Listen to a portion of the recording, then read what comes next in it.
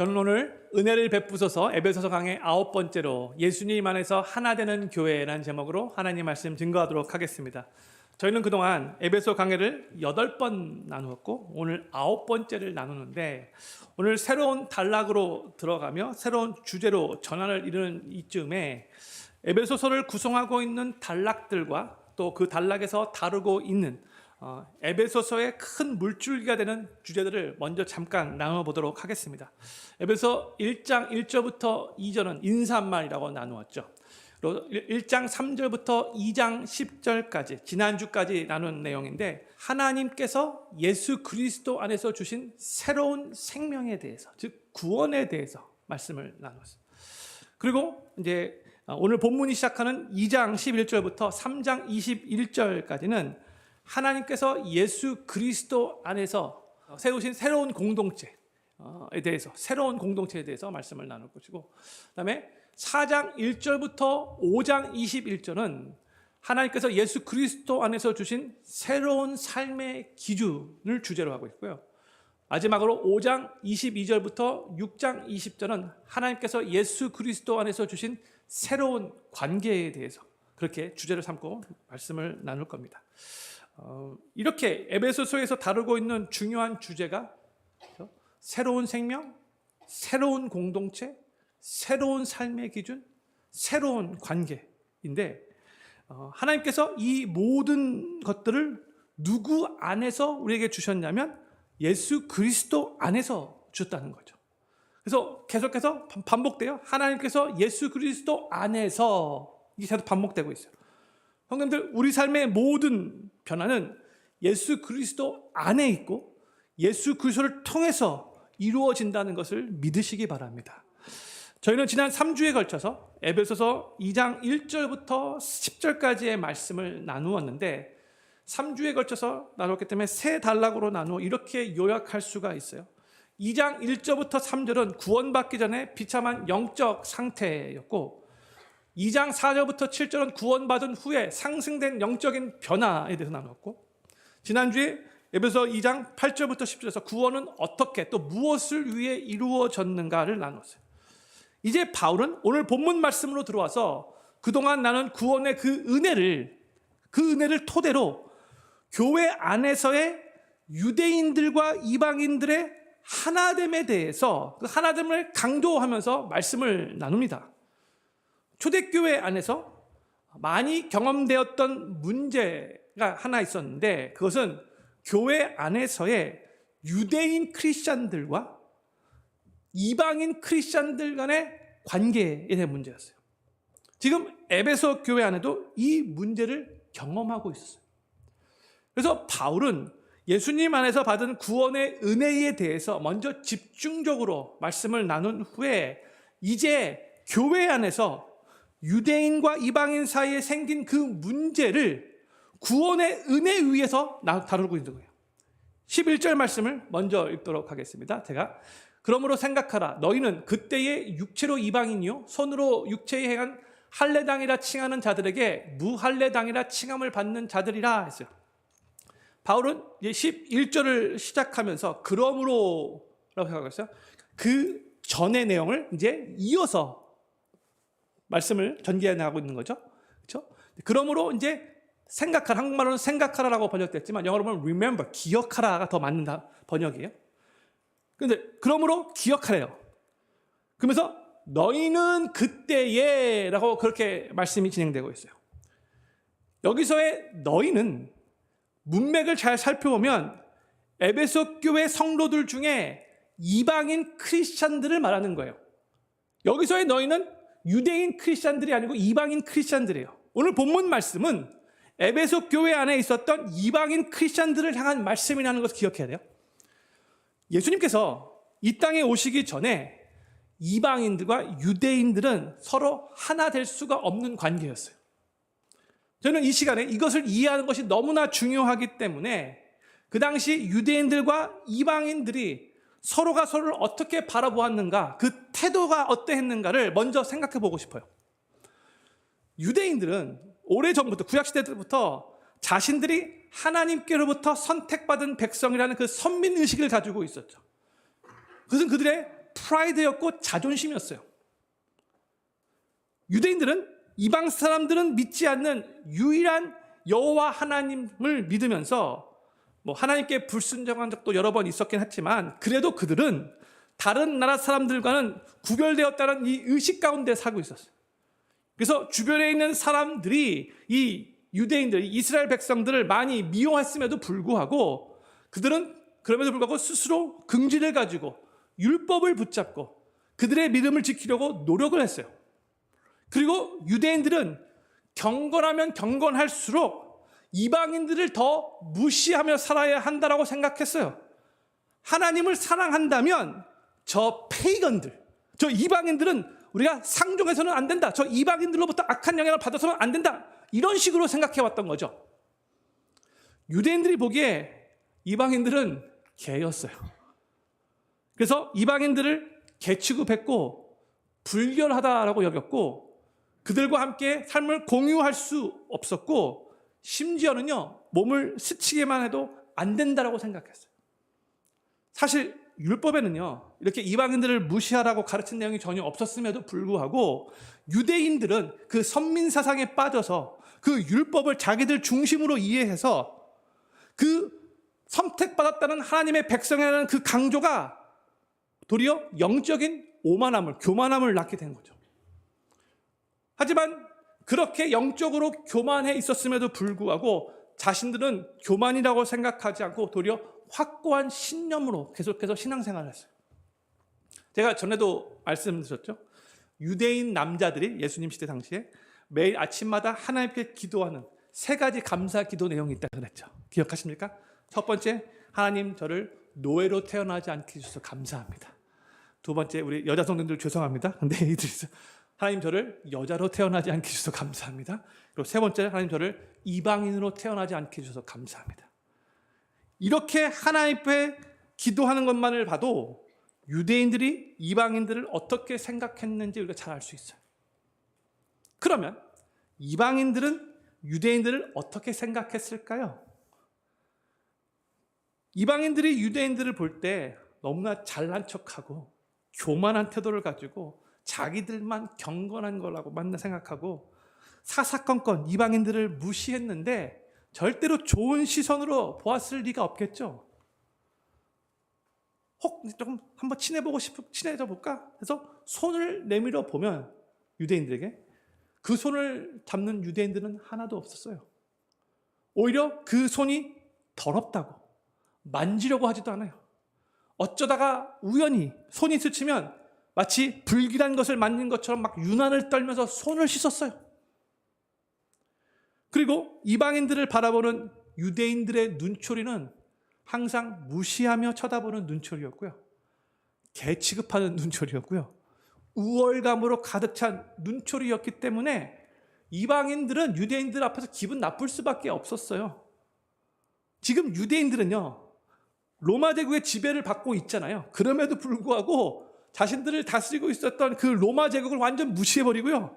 자기들끼리만 잘났다고 똘똘 뭉쳤던 사람들이 바로 유대인들이죠.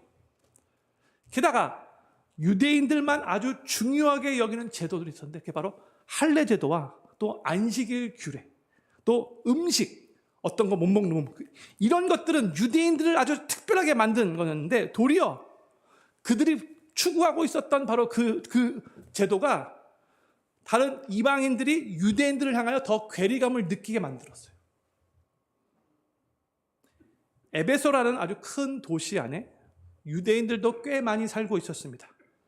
그런데 전에는 이 유대인들과 이방인들이 한 장소에 함께 모였던 적이 없었었는데 에베소에 바울이라는 사람이 와서 예수님을 알리고 예수님을 영접하는 사람들이 세워나고 그래서 교회가 세워진 후에 처음으로 이방인 크리스찬들과 유대인 크리스찬들이 함께 모여서 서로 형제 자매라고 부르면서 공동체 생활이 시작되었어요. 이제 우리는 예수님 안에서 하나가 되었습니다. 이방인들도 유대인들도 다 예수님 안에서는 하나입니다. 이렇게 말하면서 에베소 교회의 교인으로 함께 신앙생활을 해 나갔어요. 그러나 예수님 안에서 한 형제가 되고 함께 신앙생활을 하고 있었음에도 불구하고 유대인들과 함께 공동체 생활하는 것은 결코 쉬운 일은 아니에요. 그 당시 에베소 교회 안에는, 에베소 교회뿐만이 아니라 다른 지역에 있는 교회에서도 유대인 크리스찬들과 이방인 크리스찬들 사이에는 아주 미묘한 갈등이 있었어요.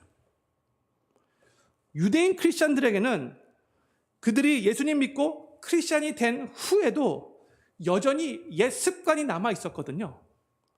아직도 알게 모르게 무의식적으로 자신들은 선미라는 태도가, 하나님께 선택받은 자라는 그런 태도가 남아 있었고, 또한 유대인으로서 그동안 지켜왔던 그 율법의 라이프스타일을 여전히 추구하면서 그것이 몸에 배어 있었기 때문에 그래요. 머리로는 내가 굳이 이렇게 저 이방 사람들을 대할 필요가 없는데 이렇게 생각하면서도 삶에서는 자기들은 이방인들과 다르다는 여전히 그 습관들이 계속해서 무의식적으로 나타났다는 거죠. 말로는 이제 우리는 예수님 안에서 한 가족이 되었습니다라고 말은 하지만 어떨 때는 자기도 모르는 사이에 이방인들을 이렇게 은근히 무시하는 태도가 보였고요. 또 토요일이 되면 이 유대인들에게는 아직도 안식일을 지키는 습관이 있어가지고 유대인들은 스스로 활동을 자제했는데, 그런데 바로 그 토요일에 아주 편하게 활동하고 있는 이 이방인 크리스천들을 보면 너무 쾌락을 즐기는 거 아니야, 이렇게 자기도 모르게 불경건하다는 그런 느낌이 자꾸 드는 거죠. 또 유대인들은 아직도 음식을 골라가면서 먹는데 이방인들은 돼지고기를 먹을 때, 성도님들 삼겹살 너무나 맛있잖아요. 그렇죠? 이 맛있는 거 잘 먹는데, 그런데 유대인들은 돼지고기, 삼겹살 먹는 그 이방인들을 아주 이상한 눈으로, 저 야만인들 이런 식으로 쳐다보는 거죠. 말은 하지 않아도 눈으로 다 말을 해요. 옛 습관들이 아직도 몸에 배어있는 유대인 크리스찬들의 모습들을 보면서 이방인 크리스찬들은 왜 유대인들은 아직도 저렇지? 이런 생각이 들었을 거예요. 이번에는 지금 이 에베소서 서신서를 쓰고 있는 바울에 대해서 한번 생각해 보고 싶어요. 바울은 예수님 믿기 전에 유대인들 중에서도 최고로 보수적인 사람이었죠. 울트라 캡 보수 유대인. 이게 바로 바울이에요. 울트라 캡 보수. 자기가 믿던 유대교에 큰 방해가 된다고 생각되는 크리스찬들을 가만 놔둘 수가 없었어요. 그래서 이 크리스찬들을 옥에 가둔 일에 가장 앞장섰던 사람이 바로 이 바울이었죠. 그때는 이제 이름이 사울이었고. 그런데 너무나 하나님 재밌게 그 울트라 캡 보수 유대인이었던 바울을 하나님이 이방인의 사도로 세우셨어요. 그리고 바울은 유대인들이 너무나 꺼려하는 그 이방인들에게 이제 서슴없이 찾아가서 복음을 전했어요. 복음을 전했을 뿐만이 아니라 이방인들을 정말 깊이 사랑하고 섬겼으며 이방인들도 아주 존귀한 사람이라고 그렇게 정말 끔찍하게 대우해 줬어요. 예수님을 믿고 사도 바울의 삶에 엄청난 변화가 일어난 거예요. 예수님 믿기 전을 생각해보면 이럴 수가 없는데. 그런데 이방인들은 평상시에 다른 유대인들에게는 개취급 당했었는데 이런 바울의 태도에 많이 놀랄 수밖에 없었어요. 와, 이 바울은 유대인인데 다른 유대인들과 완전 다르네.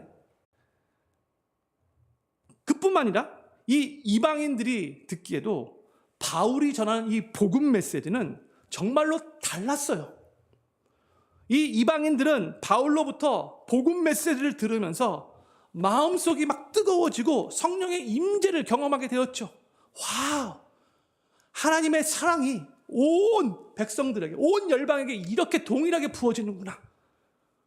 큰 은혜가 임했어요. 그래서 그동안 아담이 여신을 믿으면서 점치고 마술하며 삶을 살아왔던 이 사람들마저도 그 삶을 완전히 청산하기 위해서, 예수님 안에서 새로운 삶을 살기 위해서 그들이 돈을 벌기 위해 사용했던 그 점책들과 그 마술책들까지도 다 불태워버리는 놀라운 결심까지 하게 되었어요. 바울이 전한 복음은 절대로 배타적이지 않았고 폐쇄적이지 않았어요. 도리어 바울은 하나님이 유대인들과 이방인들도 동일하게 사랑하신다고 가르쳤고, 예수님을 믿으면 하나님은 유대인들, 이방인들 상관없이 다 구원을 베풀어 준다고, 모든 게 다 주님의 은혜라고 그렇게 가르쳤어요. 그래서 그 복음 메시지를 들은 이 이방인들은 그 메시지에 감격하며 감사하면서 예수님을 삶의 구세주로 영접했고, 그래서 에베소 교회 안에서 같이 신앙생활을 할 수 있게 되었어요. 이게 바로 그 당시의 배경이고 오늘 본문 말씀의 배경이에요. 이것을 정확하게 이해해야지만 오늘 본문의 말씀을 올바르게 깨달을 수 있는 거예요. 바로 이런 상황 가운데 에베소 교회 안에 이방인 크리스찬들과 그다음에 유대인 크리스찬들 안에 미묘한 갈등이 있었었는데, 지금 유대인인 바울이 이방인들에게 너희는 이렇게 말을 하면서 어떻게 보면 살짝 차별을 두면서 편지를 쓰고 있는 것 같이 보여요. 제가 11절과 12절 말씀을 다시 천천히 읽어볼게요. 그러므로 생각하라. 너희는 그때의 육체로 이방인이요 손으로 육체에 행한 할례당이라 칭하는 자들에게 무할례당이라 칭함을 받는 자들이라. 그때의 너희는 그리스도 밖에 있었고 이스라엘 나라 밖의 사람이라. 약속의 언약에 대하여 외인이요 세상에서 소망이 없고 하나님도 없는 자이더니. 바울이 지금 이방인 크리스찬, 이방인 에베소 교회 성도들에게 이렇게 말하는 거야. 너희는 하면서. 바울의 이 말은 듣기에 따라 이방인으로서 굉장히 기분 나쁜 말로 들릴 수도 있죠. 살짝 삐딱한 태도로 이 말을 듣는다면 예전에 너희는 할례를 받지 않아서 유대인들에게 무시당했는데 지금은 형제라고 불러주니까 얼마나 고마운 일이 아니냐, 그래야지 너희들 감사해야지, 이런 말로 들릴 수가 있어요. 유대인들은 오래전부터 여호와 하나님을 알고 섬겼던 자들 아니냐. 근데 너희는 그때 외인이었고 이방인이었잖아. 전에는 하나님을 알지 못하다가 이제 알고 가까워졌는데 유대인들이 너희를 조금 무시하는 것 같아 보여도 너희가 이해해야지. 너희가 놀라운 은혜를 받았다면 그 정도는 참아줘야지. 이렇게 말하는 것 같이 들리죠. 야, 바울이 유대인이니까 팔은 안으로 굽는다고? 가재는 개편이라고? 결국 자기 동족들 편을 들고 있네? 이런 섭섭한 생각이 들 수 있는 문장인데, 제가 지금 막 분위기를 그쪽으로 몰고 가고 있는데 아무도 지금 그렇게 동의를 안 해주고 있어요. 근데 지금 바울이 정말로 이방인 크리스찬들에게 야, 너희는 이방인들이니까 너희가 유대인들을 더 이해해야 되고 너희가 좀 더 인내하면서 더 잘해라, 이런 의미로 쓴 걸까요? 아니에요. 지금 바울은 유대인들과 이방인들의 차이에 대해서 말하고 있는 게 아니고요, 예수님 믿기 전과 예수님 믿은 후에 대한 그 차이에 대해서 말하고 있는 거예요. 그것을 이 이방인 크리스찬들에게 다시 상기시켜 주면서 다시는 예수님 믿기 전의 모습으로 돌아가지 말 것을 권면하고 있는 거예요. 이 12절 말씀을 사도 바울이 예수님 믿기 전에 이방인들의 상태가 어떠했는가를 5가지로 지금 상기시켜주고 있는데, 제가 잠깐만 설명해 드릴게요. 첫 번째, 너희는 그리스도 밖에 있었다 했죠. 이 말은 너희는 구원자 되시는 예수님에 대해서 아무런 지식도 가지고 있지 않았다, 그런 의미인 거예요. 두 번째, 너희는 이스라엘 나라 밖의 사람이었다. 이 말은 하나님의 백성에게만 약속된 영적인 특권을 너희는 누릴 수 없었다라는 그런 의미예요. 세 번째, 너희는 약속의 언약에 대해서 외인, 포르너였다. 이 말은 하나님의 언약의 약속과는 너희는 전혀 무관한 삶을 살았다라는 그런 의미고. 네 번째, 너희는 세상에서 소망이 없었다. 이 말은 죄의 저주로부터 속죄받을 수 있는 길이 전혀 없었고, 또 이 세상을 떠나면 지옥에 갈 운명이었기 때문에 너희는 정말 소망이 없었다, 절망이었다, 그런 의미고요. 마지막 5번째로, 세상에서 하나님도 없었다. 이 말은 너희가 믿는 신들은 많이 있었다 할지라도 참된 창조주 하나님을 믿지 않았기 때문에 하나님이 없었던 세상, 그것이 너희가 가지고 있었던 전부다, 이런 의미로 말을 한 거죠. 바울은 이렇게 이방인 크리스찬들에게 그들이 예수님 믿기 전에 어떤 신분이었고 어떤 상태였는가 기억하라라고 권면을 하고 있는 겁니다. 예수님 믿기 전에 영적으로 절망적인 상태에 있었지만 하나님께서 예수님을 믿은 이방인들의 삶의 모든 것을 아름답게 바꾸어 놓으셨기 때문에 바울은 너희가 예수님 안에서 받은 은혜가 얼마나 큰가를 먼저 기억하라라고 말하고 있는 거예요.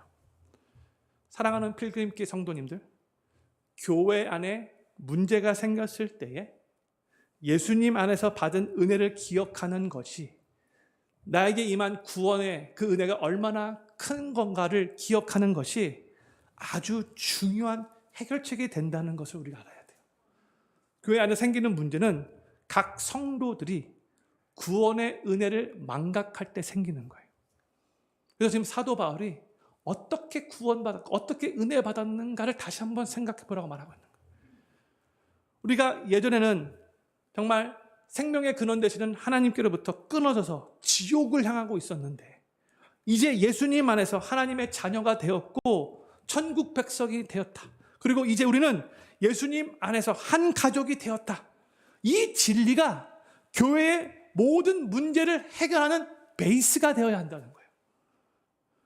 영적으로 죽었던 우리의 영혼을 살리시고 우리의 추악한 모든 죄를 다 용서해 주시고 또한 우리를 하나님 자녀 삼아 주시고 지옥에 갈 수밖에 없었던 우리를 아무런 조건 없이 천국 가게 해주신 그 주님의 은혜 때문에 우리는 이제 양보할 수도 있게 됐고 이제 희생도 할 수 있게 됐고 또 이제 어떤 사람들이라도 용서할 수 있게 된 거예요. 그 십자가의 은혜 때문에. 사도 바울은요, 현실적으로 이방인들과 유대인들이 서로 하나 되는 것이 정말로 힘들다는 것을 그 누구보다도 잘 알고 있었던 사람이에요. 바울 스스로가 이 울트라케 보수 유대인이었기 때문에 이방인들과 유대인들이 같은 자리에 앉아서 서로 형제라고 말하고 같이 교제하고 같이 기도하는 것이 정말로 쉬운 일이 아니라는 것을 사도 바울이 잘 알고 있었어요.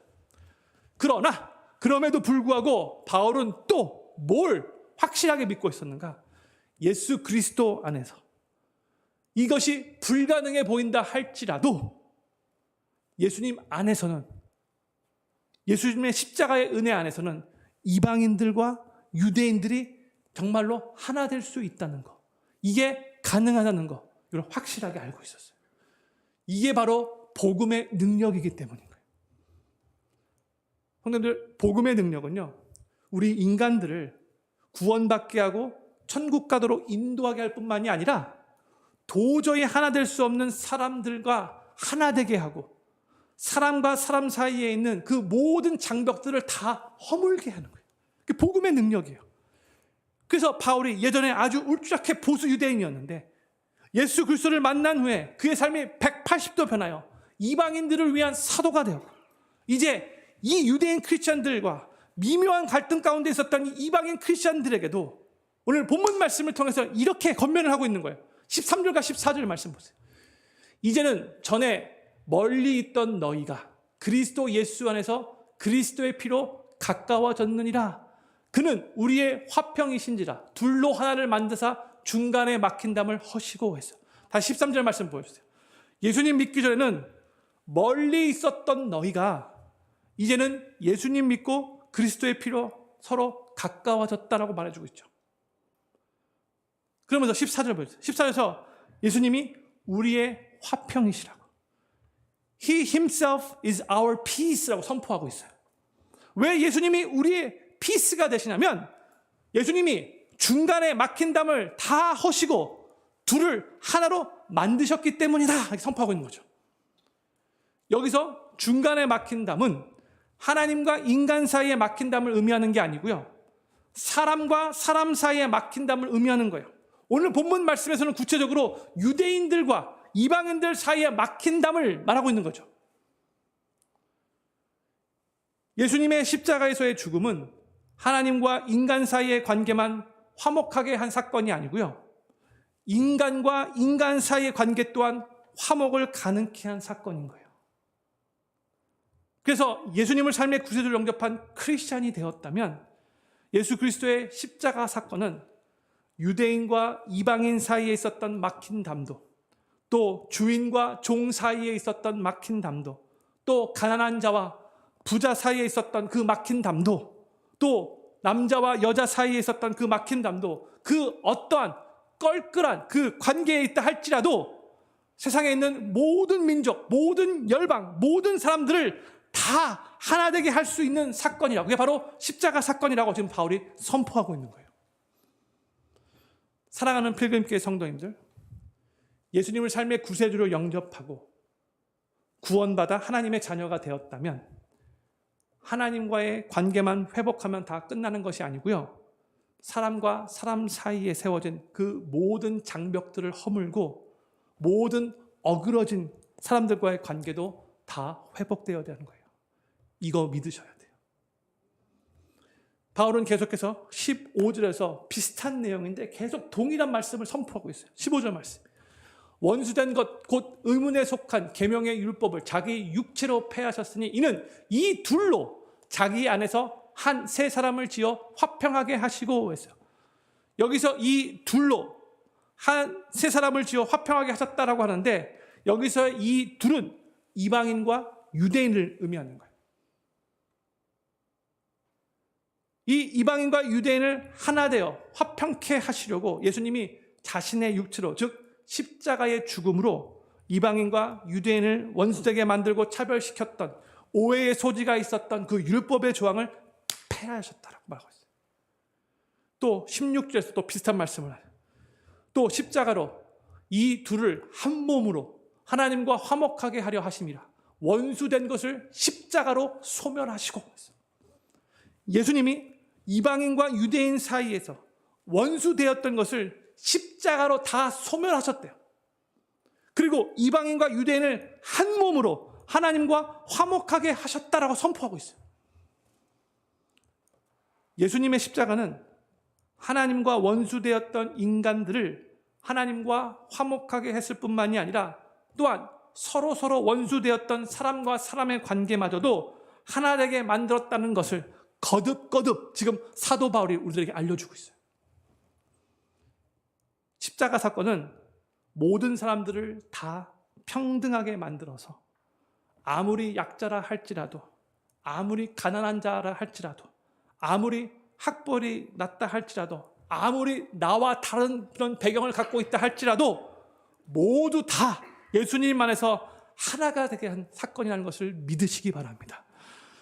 예수님의 십자가의 은혜로 구원받은 성도들, 우리는 크리스찬들은 그 어느 누구도 원수를 만들어서 안 되고요, 그 어느 누구도 차별 대우해서는 안 되고요, 모든 사람들을 다 예수님의 마음으로 평등하게 대해야 돼요.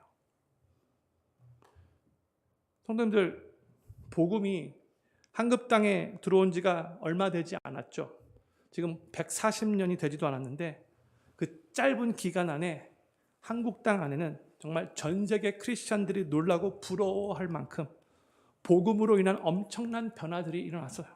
특히 복음이 처음 들어왔을 때 한국교회 초기 상태에 엄청난 놀라운 은혜의 역사들이 펼쳐졌어요. 한번 잘 생각해 보시면 좋을 것 같아요. 처음 복음이 들어왔을 때에 그때 조선시대였잖아요. 근데 그때 흥성대원군이 쇄국 정책을 펼쳤죠. 조선은요, 그 어느 나라보다도 가장 폐쇄적인 나라였어요. 그렇죠? 또한 성경으로 다 한국 역사 드라마 보면 양반과 노비 간의 그 차별이 엄청나게 심한 나라가 바로 조선이었어요. 그렇죠? 그런데 바로 그러한 문화와 그러한 사회 구조와 그러한 체제 가운데 우리 한국 초대교회가 복음 안에서 어떤 일을 하고 어떤 선한 영향력을 끼치는지 아십니까? 복음이 들어와서 예수 그리스도의 십자가의 은혜를 깨닫고 크리스찬이 된 다음에 많은 사람들이 첩으로 있었던 여자들을 다 자유케 내보내 주셨고요. 또한 자기들의 종으로 삼았던 노비들의 노비 문서를 다 불러 태워 이제부터 너 자유인이야 라고 다 그렇게 자유인으로 내보냈어요. 이게 바로 복음의 능력이에요. 한국의 문화가, 조선의 문화가 어떻는가 한번 생각해 보세요. 어마어마한 일이 일어난 거죠.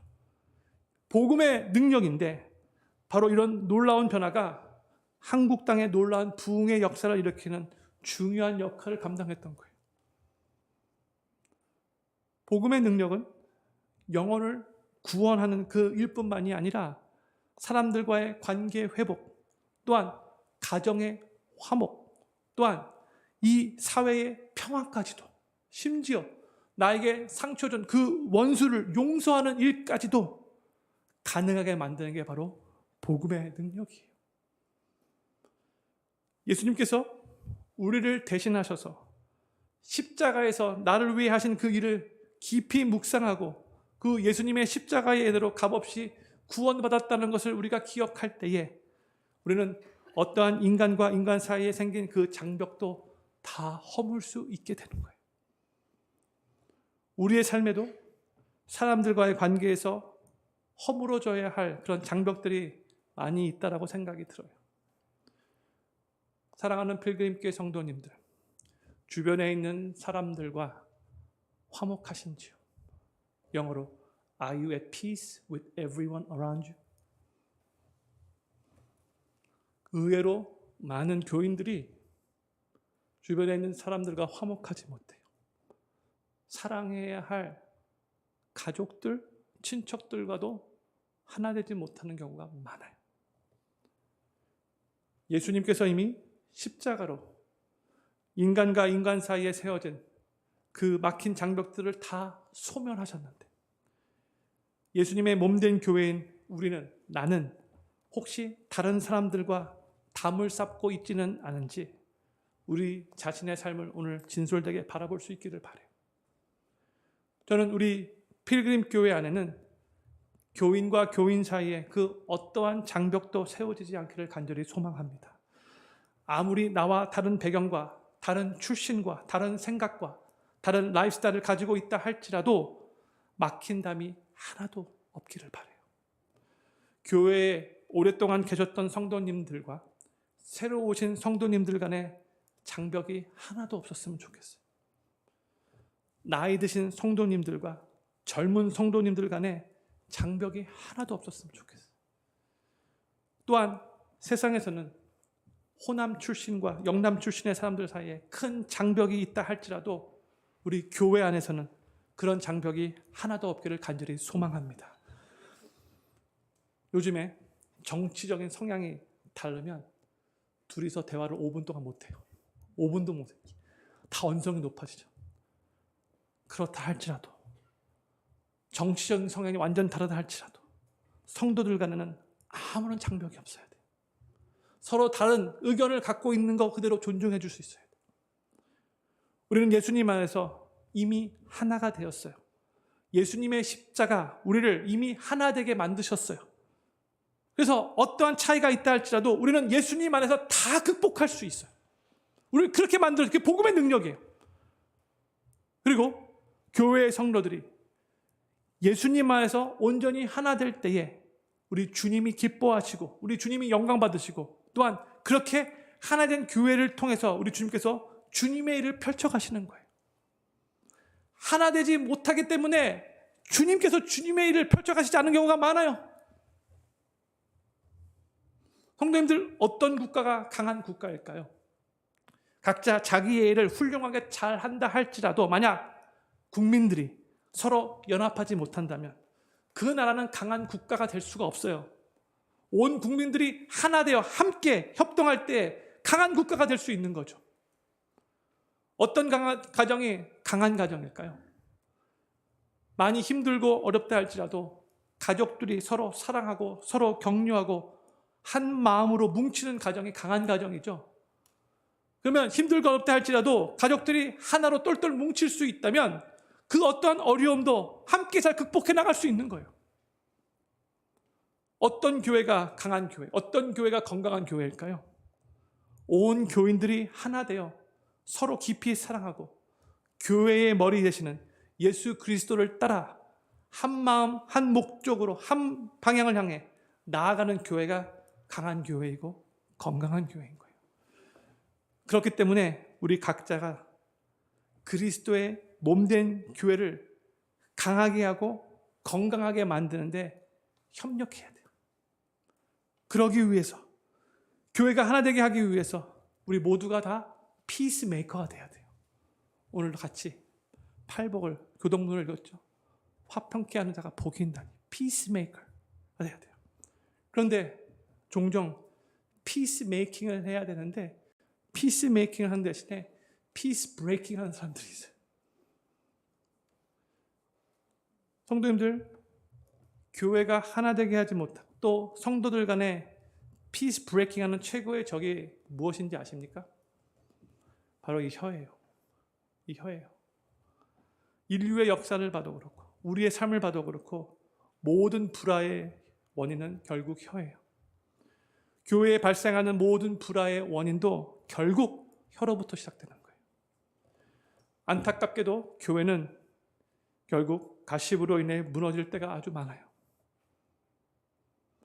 성도님들, 누군가가 여러분에게 와서 다른 사람들에 대해서 안 좋은 말을 하면 이 사람은 또 다른 사람에게 가서 나에 대해서 안 좋은 얘기 하겠구나, 이렇게 생각하시면 틀리지 않을 거예요.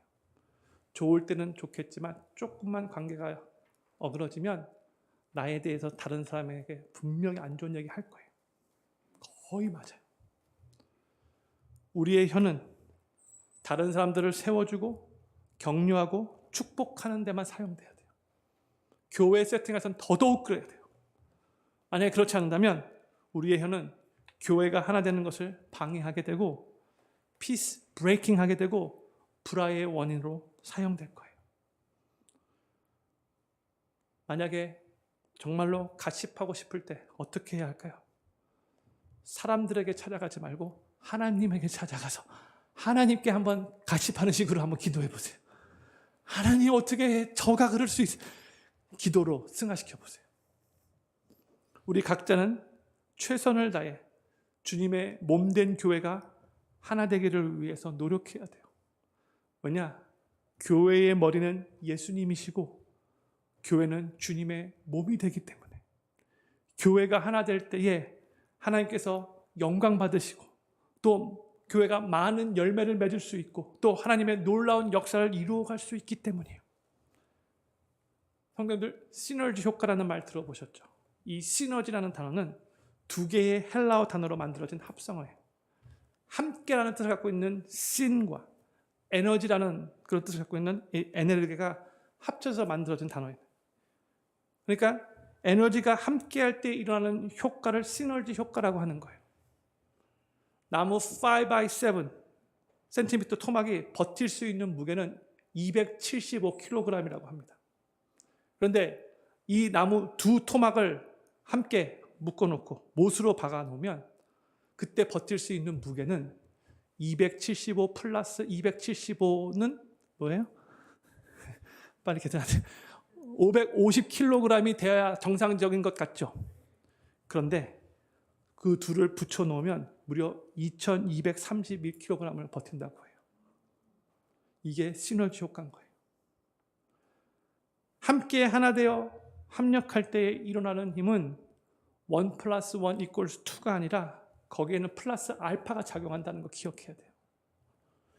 두 명이 하나 돼도 이런 놀라운 시너지 효과가 일어나는데 만약 교회의 온 성도들이 하나 되어 한 목적을 향해 한 방향으로 주님 따라 나아간다면 거기에는 엄청난 시너지 효과가 일어날 수밖에 없어요.